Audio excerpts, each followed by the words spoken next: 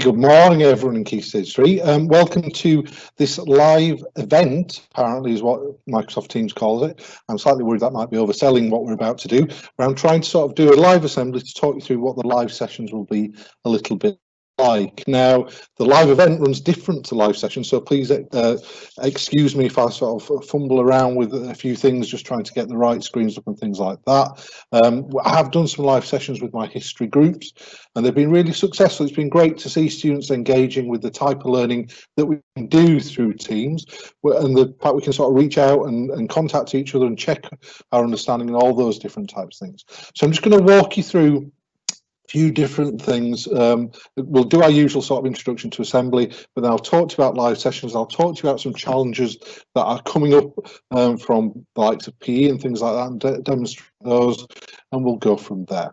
Okay, we'll start off with our usual sort of welcome and say just how impressed we are with how well you've been doing. We've got lots of positive feedback from teachers, and we're trying over the next few weeks sort of pass that on to you all to make sure that you feel confident in the work that you're doing and that you're getting feedback and that you are finding it rewarding. What I would encourage you all to do, and we're asking staff to sort of do their bit as well at our end in terms of removing tasks from Firefly that have been completed or that are out of date, but please make sure you're marking tasks as completed, you're uploading work to where it needs to go to, that you're making sure that feedback is copied into your books or is printed off or put somewhere that it's noticeable and you can interact with it, because obviously when you're spending all your time doing that work and then staff spend time giving you feedback, to just leave it there is not what we do in the classroom, and that's what we're trying to replicate. So let's make sure we carry on doing those things.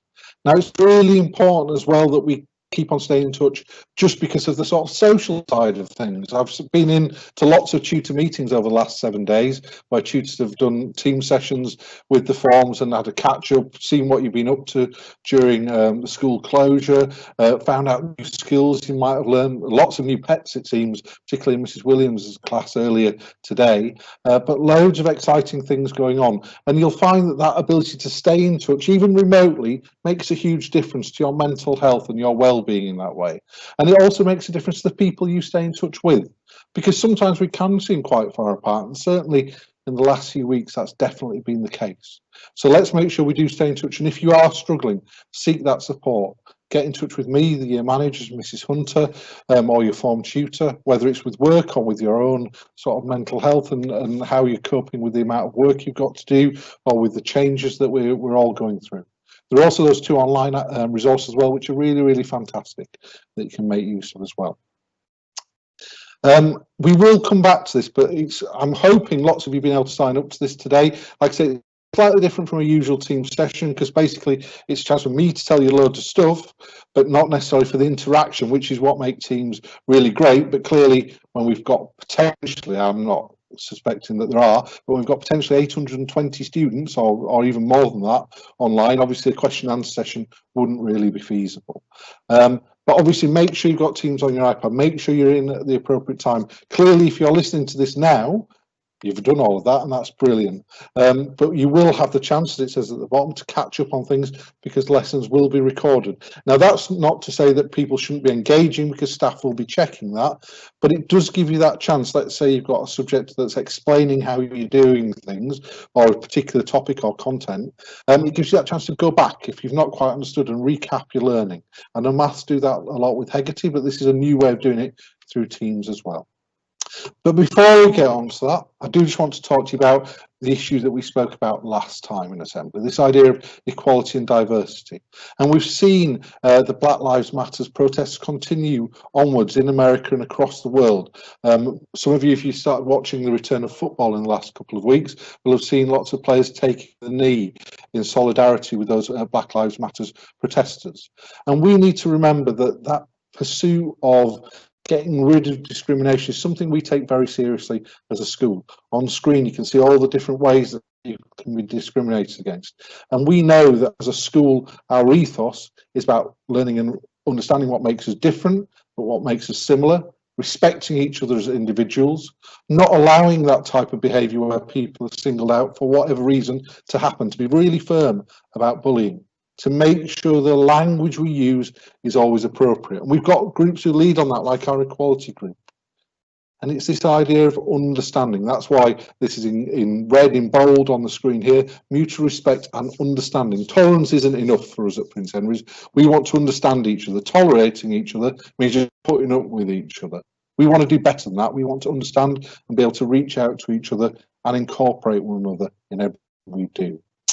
I was going to show you a video, but I'm not entirely sure of the way this would work technically, but I would encourage you, if you're on the school Firefly site, you'll see the Twitter feed down on the bottom right hand side. There's a fantastic video, and I will send you the link out to this on email. Usman, a gentleman at the BBC in Yorkshire, talking about his experiences of racism, because we're all aware as a school that when we do sometimes these assemblies, they can be in far-flung places or people at the very top of their profession and things like that, and we want to make it relatable to you in every single way. So Usman works in Leeds at the BBC, and he's experienced racism whilst living in Yorkshire. So we need to make sure that we understand what that feels like, how he dealt with it as a young man, and what we can do to make sure that isn't a reflection of the society that we live in and we want to play a part in going forward. Okay, live sessions. So this is the main crux, the main reason that I've got you together today to talk to you about what these live sessions are going to look like. Now, the first thing to say, and this is the most important thing to say, these live sessions do not replace your lesson. Your lessons will be set just as they will be according to the timetable, and the expectation for you to engage with those lessons is just the same as it always has been, to make sure you're following the instructions, you completing the tasks, you're sending in work as and when requested, and that you're responding to the feedback that you get. These live sessions supplement those lessons that you'll be doing. So they might be a whole mini school, maybe French mini school history will get together to do a little session around the learning you're doing or setting up what's coming next. Or it might be science put on a series of little explainers and demonstrations about the work you've been doing across the different subject areas that you've been studying. There will be a whole host of different things. No one faculty is doing the same as the next faculty. What they've been able to do is being able to tweak it so it works really well for their subject, and you'll be able to gain the maximum benefit from it. So you need to keep a really close eye on those invites coming in on your email and accepting those invites, and then using the calendar on Teams to go into those sessions in a timely manner at every single point. Now, those sessions are designed to help you understand the subject's work that you've been doing. They're designed to enhance your knowledge, give you an opportunity to ask questions, check your learning, all those different types of things. They are designed to be interactive as well. So although you'll be asked to come in with your mic and camera off, there will almost certainly be points in the session where you'll either be using chat to respond, or you'll be using your mic and your camera to respond in an appropriate way, to give the teacher some feedback or to ask them some questions about what you've been learning. It's really important you engage with these, because what I can promise you is that they do take a lot of time to set up and put on, and staff want to make sure that those students access them and get the maximum benefit from them. So please be on time. Please make sure if you've been asked to bring any resources or you've been asked to complete something before you get into that session, that you've done that as well. So as we say, there's just some top tips here. Make sure you're accepting the invites to those team meetings. Join the meetings in good time. Mics off and camera off unless told otherwise, and engage with all your sessions. Clearly, that runs across, as you can see on the top bar there, across the 2 weeks of each. So you will have at least one, probably two of these sessions per subject. And then there may well be times when your subject teachers say, actually, we'll do a catch up individually as a class at that time. So it's really important that you log that. Now, what I would recommend, if I was honest, is maybe putting these into your planner, because it's still really important that we use our planner to organise ourselves. One of the things I've been most impressed with is just how well you've done independently to organise your work, to organise what you're doing, to make sure you're putting aside time to do your work as well as you possibly can. And if anything good were to come of this time away from school, I think that would be a real positive, that you've gained some independent skills in terms of organisation, but also research and learning, which will stand you in really good stead going forward. As it says at the bottom of that sort of top tip section, if you do have any questions, let us know. We will answer them. It may well be sometimes we have to refer to the specific subject if it's around a specific subject, but that's absolutely fine. We want you to gain maximum benefit from these.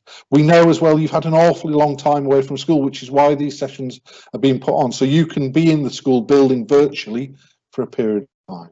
We hope they're really positive. We hope they're really beneficial. We are sure they will be, but it does rely on you taking that responsibility, interacting with them, and getting the maximum benefit for yourselves. In terms of other things going on, you will start noticing, I think, over the next few weeks, subjects maybe setting you challenges. I know that PE have done that really well in terms of the London to Tokyo run, walk and cycle for Year 7, where they're challenging Year 7 forms to log how much exercise they do and to try and travel the distance between London and Tokyo. Whereas in Year 8, it's the Couch to 3K challenge. Mr. Hyam, I know, sent a video showing you his inspirational efforts in this way recently. And it's really great that you're able to sort of be pushed on to achieve those really good things. Again, another thing that we've been able to do is to make sure that you are using this time where you can do a little bit more exercise. You can get involved in those different types of things. And the final challenge for Year 9 is the Climb Kilimanjaro one. So collectively, you need to do nearly 39,000 steps. And that's the challenge, to log your steps each day and to get to that total. Now, I think you should be able to do that pretty quickly, judging by the amount of exercise some people have been doing. So let's make sure we're collaboratively doing that.